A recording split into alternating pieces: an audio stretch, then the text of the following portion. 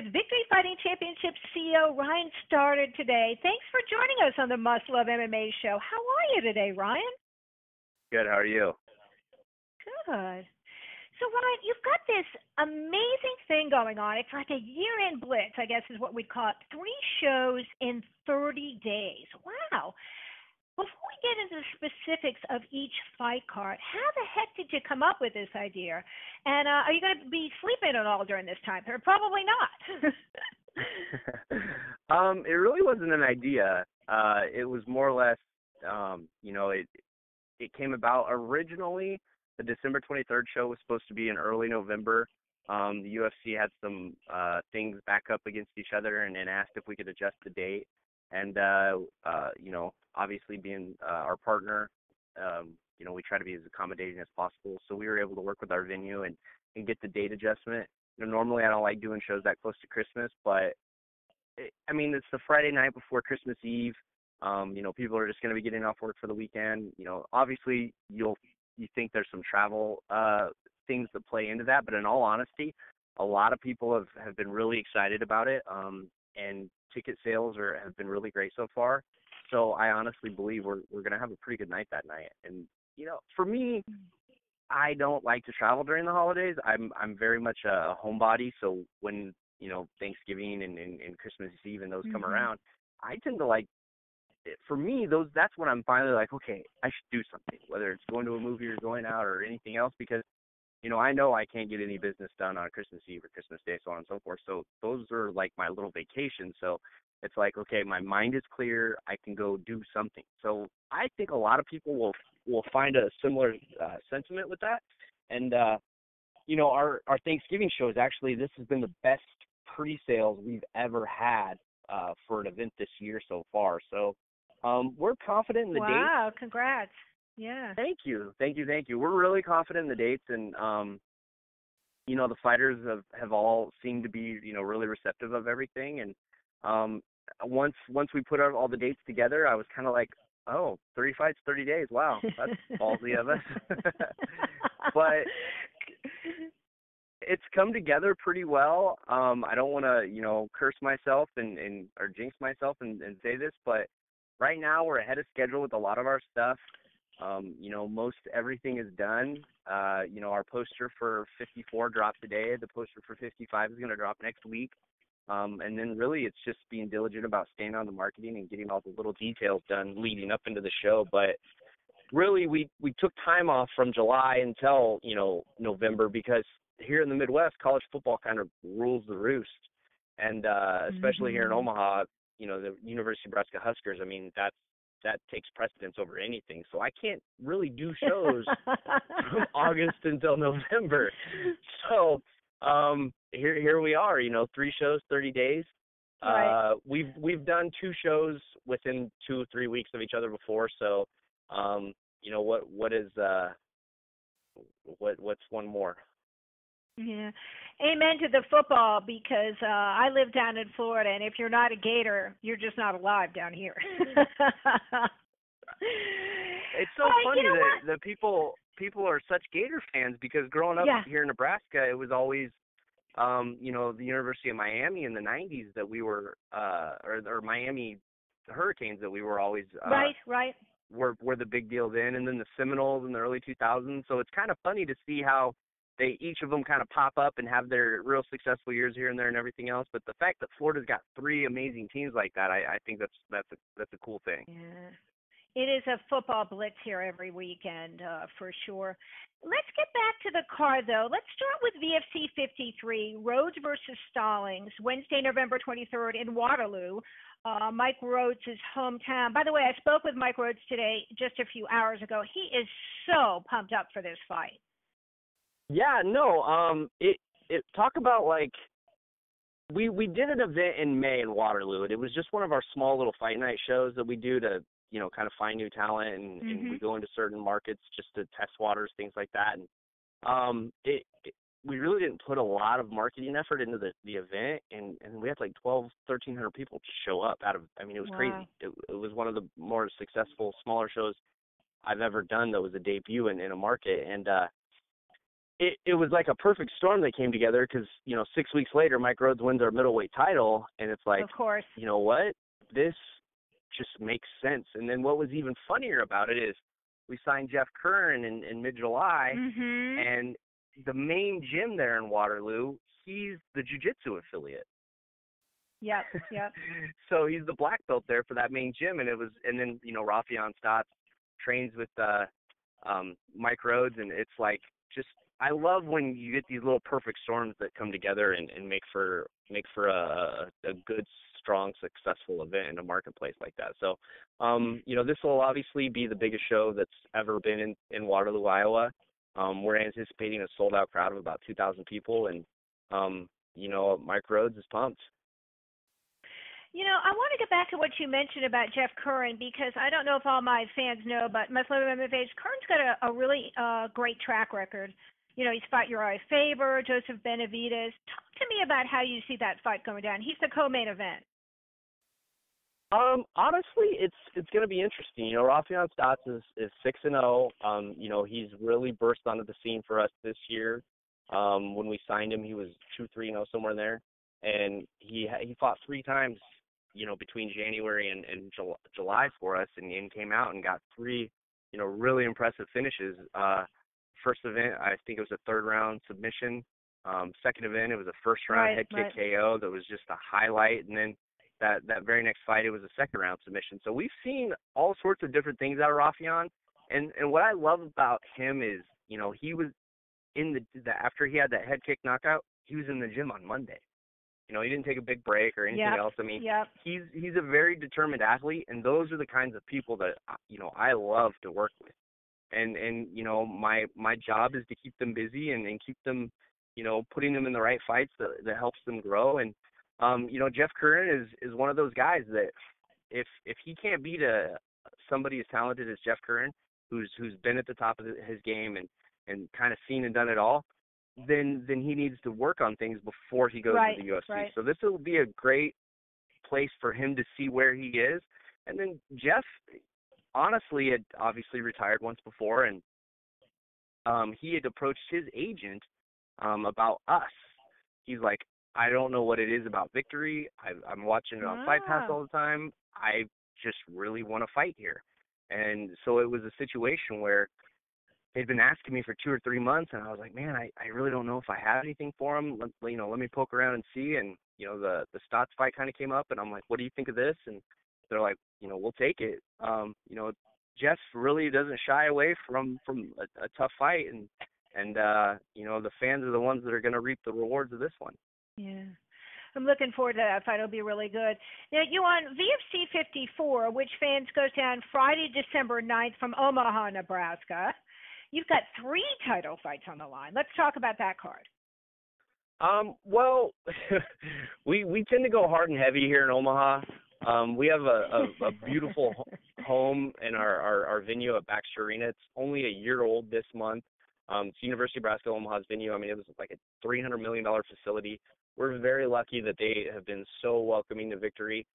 So we really use these events they're like our quote-unquote tentpole shows. Those are the ones that we, go all out for. And we had the opportunity to put together some great fights. Obviously, the rematch between Maki Pitolo and Cassius Cain, which was a 5-round barn burner in July. I mean, it was just so much fun to watch that fight. I mean, even though the card came out with Maki winning pretty decisively, that fight wasn't. It was touch and go there for a little while. Cassius had him in a lot of bad spots throughout the fight. Maki was able to take him down and kind of grind out that win. But each time Cassius got up, it was hairy for Maki until he was able to get that takedown again. So it'll be really interesting to see what Cassius can do with a full camp going into this fight. You got to remember, he took that fight on 3 days' notice. Good point. Yep. Switched it up. That. So I'm really, really excited for that fight. I think if it's as good as the last one, I'm going to be happy. And then Ryan Roberts took some time off. He was our featherweight champion at one point in time. He's decided to come back and make another run. Grant Dawson has been on a tear. I mean, the kid fights every couple months. It was a situation where fighters are starting to really realize in order to get into the UFC, you have to make noise. This sport Yeah, I agree with you. The sport is a what have you done for me lately? And for these athletes, if you're not fighting consistently, winning consistently, and winning impressively, your chances of getting in are going to dwindle pretty significantly. So a guy like Grant Dawson, they came to the table and said, we want the toughest fight we can have. We want something that's going to make noise. And I said, here you go. So I'm really excited for that one. Grant's the kind of guy that watched Ryan Roberts for all these years fighting locally in Omaha, or when he had his one lone fight in the UFC. He's that wily veteran that's been in this area for so long that Grant probably looked up to for a long time, and now here they are fighting each other. So it should be really interesting. Matchup wise, I honestly don't know how it's going to go. Ryan's the kind of guy that he's just a tornado of muscle and raw, savage fighting. That's just how he comes. He's very good in every single space, and he's just tenacious, for a lack of better words. And right. And then Rob Emerson, came out, made his debut at 35, fighting for our bantamweight title in June. Another really, really impressive win coming from a veteran who I believe has really reinvented himself at 135 and just looked amazing, fighting another young up and comer in Derek Minner. So that's another one that it's touch and go on how it's going to go. And once again, the fans are just really going to win. And more importantly, the fights that come before that, those 3 title fights are going to be amazing. I mean, we have, some athletes coming back, guys like Sadiq Youssef, who fought in July, and Bryce Logan, who fought earlier this year for us out of Sioux Falls. And then we have 2 other Hawaiians making their debut that night, coming over with Maki. I can honestly say that the VFC54 is probably going to be my highlight of these 3 shows. Wow, interesting. Okay. Just because the way the card is lined out and how these athletes are coming to put on, and more importantly, our Omaha shows are so big. I mean, we've averaged a solid 35 to 4,000 people per show for the last 4 years here in town. So that venue, the electricity within the crowd, I don't know what it is about Omaha, Nebraska, but whenever we have shows here, the fighters just show up. I mean, it's always something special. That's good to hear. We like to hear that. Now, the last card of the year, last but not least, I should say, VFC55, December 23rd from Topeka. Talk to us about this card. It's another fun one. We've got some great undercard fights, and then our 2 title fights that we're going to go into that. The heavyweight title, this will be Daniel Gallimore's first defense. He obviously won the title over Abe Wagner in May with a very impressive first-round choke. So it's going to be interesting to see with this fight. Derek Bohai is one of the his nickname's Marshmallow, and right. His Twitter and Instagram handle, I think, is Marshmallow BJJ. This guy loves jiu-jitsu. I mean, he's the kind of guy that's going out to. I mean, he owns a jiu-jitsu gym first and foremost, but he's the individual that's going out and doing the Pan Ams and doing the all the tournaments that he could possibly get his hands on. So for Gallimore, it's going to be really interesting to see, can he keep it on the feet? Can Derek Bohai, get him to the ground? Because,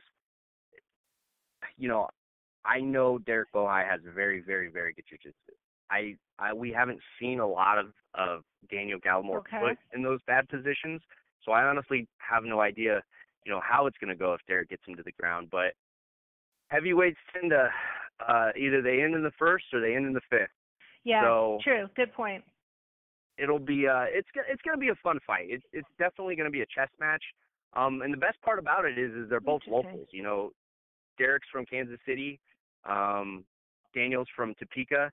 So, there should be I know Derek's got a huge crowd coming out for this one, being his UFC Fight Pass debut and his first title fight for victory. So, I couldn't be any happier with that fight. And then we were able to get our hands on a gentleman named Mandel Nalo out of TriStar.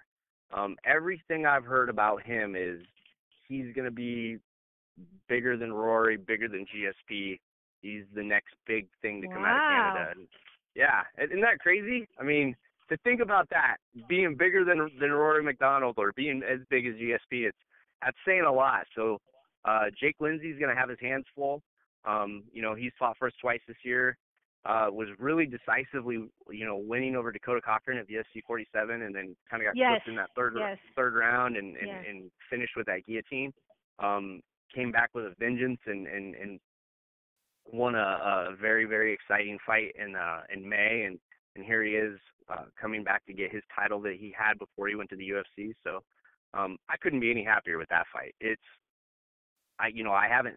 Obviously Mandel's never fought for us, so to really see how he shows up, being his first fight in the States, his first fight on worldwide television, UFC Fight Pass, I can't wait to see what this kid brings.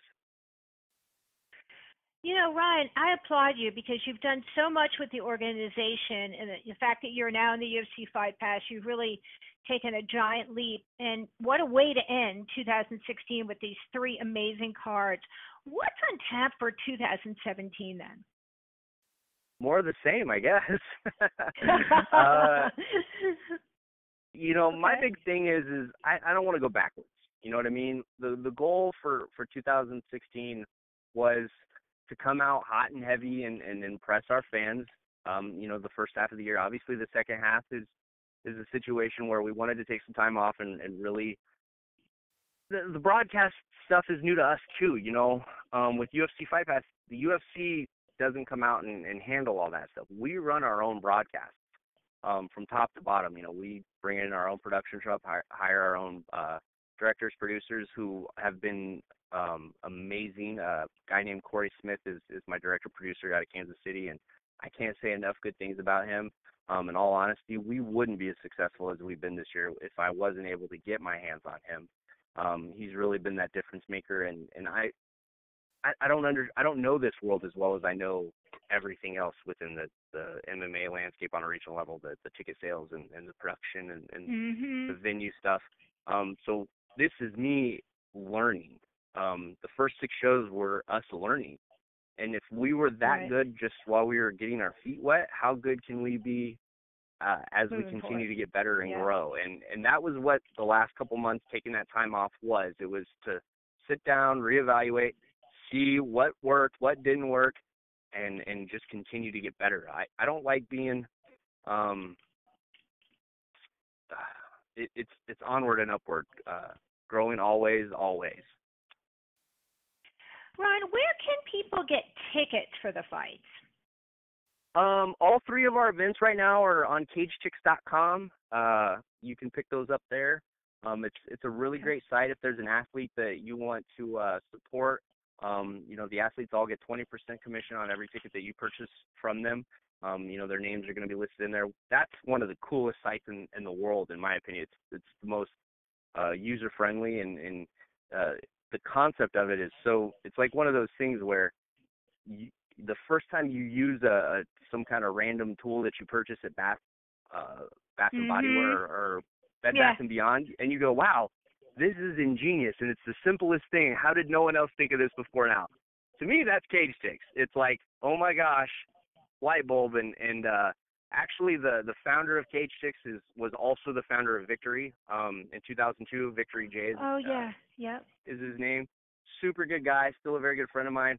Cage Chicks has been the whirlwind of difference for us as a company, for us to be able to grow and go into different markets. Like, we're based in Omaha, but we have shows in Waterloo, shows in Topeka. And for us to be able to put those sales online, have our athletes be able to push those out to their fans and them still get their commission and really push those tickets has been just an absolute godsend. So I couldn't say enough good things about that business and that website. So please support them so you can support our local fighters. And you can pick up tickets to almost every single one of our shows at CageChicks.com. Before we go today, I want to remind our viewers they can follow Victory Fighting Championship on Facebook at Victory Fighter. Hit them up on Twitter at Victory Fighting. On Instagram, you can find them at Victory Fighting, and Snapchat Victory Fighting. Also, don't forget to check out their website for lots of great information and updates at victoryfighter.com. And also, don't forget, if you want tickets to any of these shows, you can grab them at cagetix.com. Ryan Stoddard, thank you so much for taking the time to speak with me, and I wish you good luck. No, thank you. I appreciate your time, and I really do want to thank the fans that have been tuning into UFC Fight Pass all year long. In all honesty, Victory is my baby. It's my everything. I'm not married. I don't have kids. This is my whole world. So it was a leap of faith for me to go on to. I mean, MMA fans in general can be the most ruthless people on the internet, as we've seen when certain athletes have lost and other things have happened. So for me to put my product on a worldwide platform, I was honestly nervous that people weren't going to like us. And the amount of fans that have tuned in and love what we're doing and love our square cage and love the athletes that we're pushing, thank you. I mean, I can't say thank you enough. It's honestly the best feeling in the world that you like what we're doing and you love this product as much as I do, because this company really is the world to me, and it makes it all worthwhile seeing people tune in and really enjoy it. And our sponsors as well. You know, companies like Alienware, Vaporfly, Hayabusa. We couldn't do what we do without them.